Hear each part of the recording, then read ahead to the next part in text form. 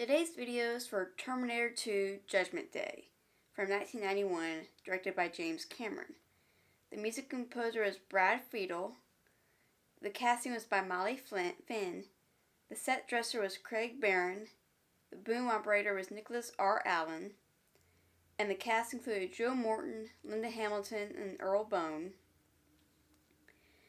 Set 11 years after the Terminator, young John Connor, the key to civilization's victory over a future robot uprising, is a target of the shape-shifting T-1000, a Terminator sent from the future to kill him. Another Terminator, the revamped T-800, has been sent back to protect the boy.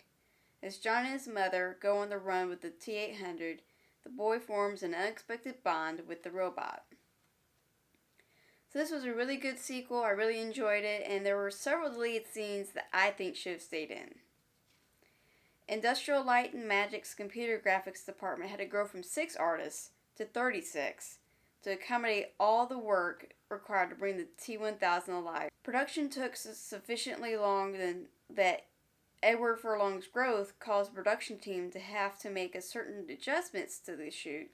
He also grew quite tall over the months that for one scene shot late in production schedule, he had to stand in a hole in the ground in order to maintain continuity and height difference with Linda Hamilton. A female passerby wandered onto the biker set thinking it was real, despite walking past all the location trucks, cameras, and lights. Seeing Arnold Schwarzenegger sitting in the bar dressed only in boxer shorts, she finally asked what was going on, only for Schwarzenegger to reply that it was a male stripper night.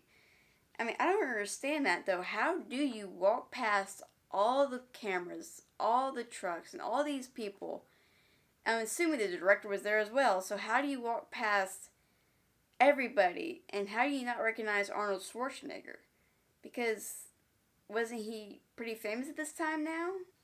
Robert Patrick undertook a rigorous running regimen and practiced breathing only through his nose, in order to appear to be a cyborg that could run at high speeds without showing fatigue. So from here are some spoilers. I want to see more of Enrique and his family, Dyson and his family, and John's friend Tim. What happened to Tim and Max? I want to see more of what Sarah thought of the T-800 and the relationship that John had with it. Like when they're in the car and John is telling it how to speak, we could have seen her reaction in the back. I want to see more of John dealing with the fact that he would be a leader and how he was dealing with that once he realized that it really was real. I don't understand why the T-800 or anyone in this franchise just keeps shooting Terminators with normal guns, because we know that doesn't work. I mean, once they get to the past, couldn't they make something that will kill the Terminator? Like, didn't Kyle do that with Sarah, like make some grenades or something? William Wisher, the co-writer, is the photographer during the mall fight when the Terminator is thrown through the window. Wisher has also played the police officer who was violently hijacked in the first film, hence his look of recognition as he photographs the Terminator. It would have been interesting if they found a way in the film to make it the same character. Like, he was severely injured from the first film, he had to retire and he became a photographer. And I love the look that the T-1000 gives the little silver mannequin after he throws the Terminator out the window. I don't know if we needed the T-800 asking what's wrong with John's eyes, if it already knew the human anatomy. I mean, I'm fine with it learning why humans cry, but it just seems kind of odd, especially once he says that he has the human anatomy in his file. I think the reason the T-1000 killed Todd is because it was also disgusted by the fact that Todd was drinking from the milk carton.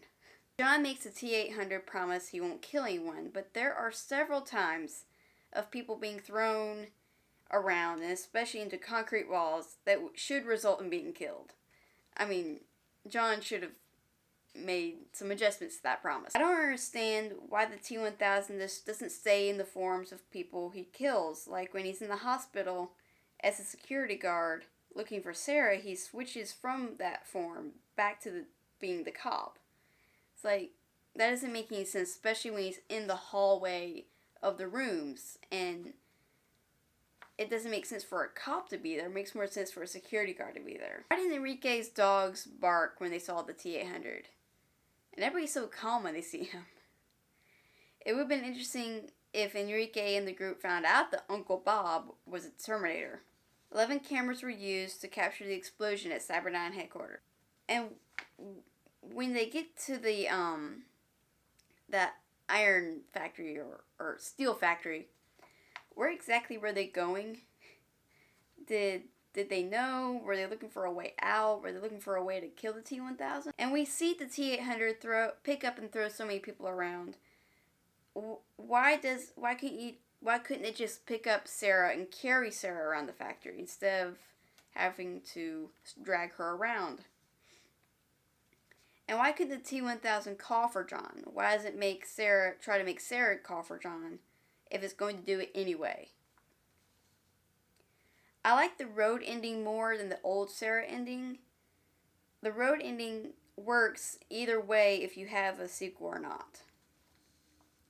So I've heard the third and fourth film are pretty underrated and pretty good. The rest are crappy. I might try to watch Rise of the Machines and Salvation and possibly stop after that. So what did you think of this film and the franchise in general? And what do you think of my plan of Rise of the Machines and Salvation? Hit the like button, subscribe to my channel, and hasta la vista, baby!